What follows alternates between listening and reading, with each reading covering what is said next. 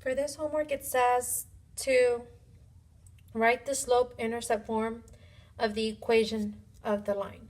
So whenever we say slope-intercept, it means put it in y equals mx plus b, where m represents your slope and b represents your y-intercept. But in other words, you can also just think about it like solve for y. So if in this problem, remember, show all your work or don't even bother turning it in. In this problem, if I wanted the y by itself, the 7 is bothering it. Because you want the y by itself in that section. So if I draw my fence and I want the y all alone, that 7 is being multiplied with the y. In order to isolate the y, I have to divide. So since it's 7 times y, I'm going to go ahead and divide by 7. And whatever I do to this term, I have to do to every single term on the other side. Divide by 7. Divide by 7. So you end up with 12 over 7 x. You can leave this as a fraction. But 42 divided by 7 is an actual integer, and that would be plus 6 equals y. Now that the y is alone, you're done. That's all you have to do here. So you can write it like this, or y equals 12 over 7x plus 6. Either way, it's correct. I think you guys have multiple choice, so.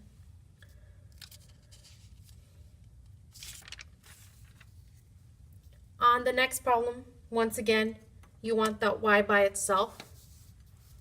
So, in this case, after I draw my fence, I cover the y. I see that both negative x and a positive 8 are what's bothering the y. Those need to go to the other side. So it's negative x needs to go to this side. And if I have 2y, I'm taking away x. So to move it to the other side, once I move that fence, it switches symbols. So if it was minus x, over here it's going to be plus x. And then this positive 8 also needs to go to the other side because I want that y by itself. So you have to move it. And if it's positive 8, you're going to put minus 8. Okay, so now they cancel out because they've been moved. So now on this side I have 0 plus x is just x, right?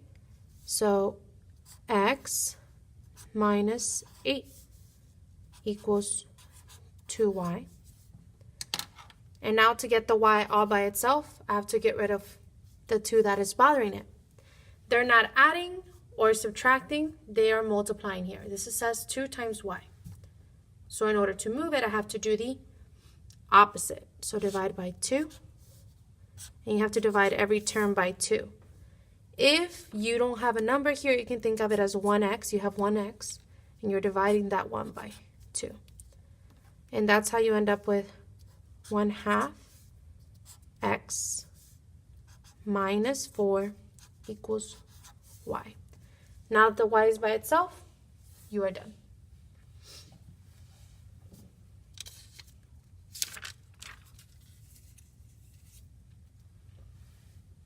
Number 3, I want the y all alone. This time the y is on the left side. That's fine. I'm thinking, what is bothering the y here? And it's that 18 and the 6. We always get rid of what's furthest away. Like that 6 is being multiplied, that has to wait. But we can get rid of this 18 first. So if it's a positive 18, to get rid of it, I'm going to move it to the other side. And if it's positive, I'm taking it away.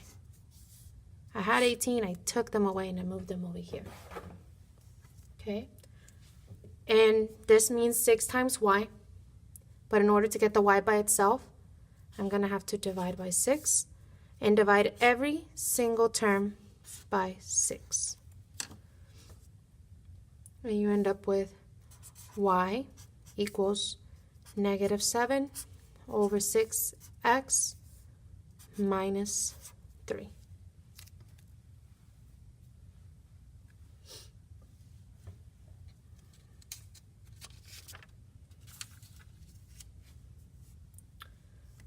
Number 4, the y is on the right side again. I want it by itself. This 3 and the y, they're multiplying, so you have to wait. We're going to cover it. That's negative 9 is what I have to move. So if it's minus 9, in order to move it to this side, I have to add 9 plus 9. And then it goes away. Do not combine this. This has a variable. This one is a constant. They're not the same terms. You cannot combine them. You end up with negative 4x plus 9 equals 3y. Now, in order to get that y by itself, since they're multiplying, I have to do the opposite. That means I have to divide. So I'm going to divide every single term by 3. You end up with negative 4 over 3x plus 3 equals y. And the y is alone, so you're good. And that's it. Negative 4 over 3. That's good.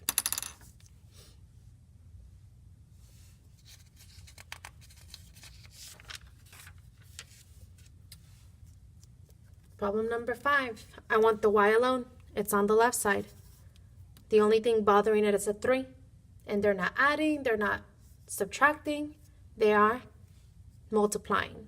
So I have to do the opposite to get rid of that 3, which is to divide. And you have to divide every single term by 3. Y equals negative 7 minus 8 over 3x.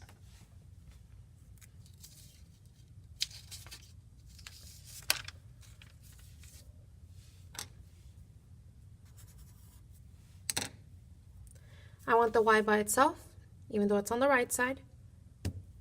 2x is what's bothering it. I'm going to circle it. It needs to go to the other side. So if it was a positive 2x, when I move it, it becomes a minus 2x. This cancels out. And do not combine these. A constant. This has a variable. They're not like terms. Negative 56 minus 2x equals negative 7y.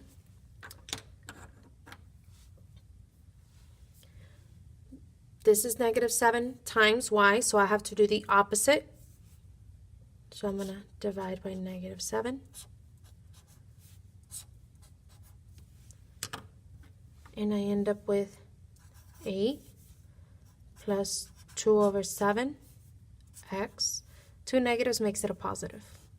But if you put it in the calculator, you'll get a positive number. Equals y.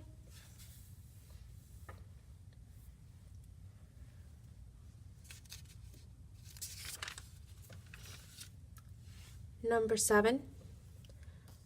This is more like what you're used to seeing. This is in standard form. You have the x and the y together on this side. You want the y by itself. 4x is the one that has to go because it's the one being added. And if it's a positive 4x, to move it to the other side, you're going to do minus 4x. This cancels out. And then these two are multiplying, the 3 and the y. So to get rid of that 3, I have to do the opposite of multiplication, which is division. And you divide everything by 3, that positive 3.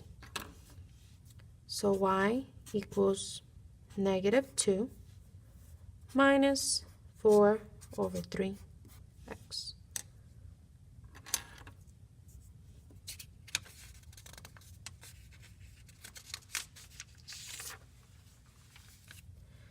This last problem is in point slope form. If you don't remember that, that's fine. But I do need you to remember, when I have parentheses, I have to distribute.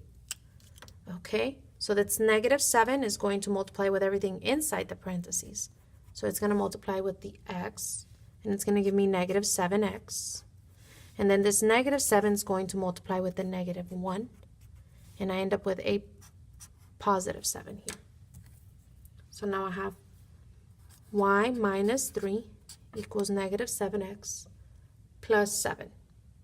Now, I want the y by itself, so that negative 3 is what's bothering me. And this negative 3 has to come over to this side. And when I move it over, it's going to be plus 3. So I have y equals. Now, I have two terms that are alike. This one has a variable. It's not like the other one. So this one is not going to combine with anybody. But the 7 and the 3 are both constant, so I can combine them together. And when I do that, I get negative 7x. 7 plus 3 is 10.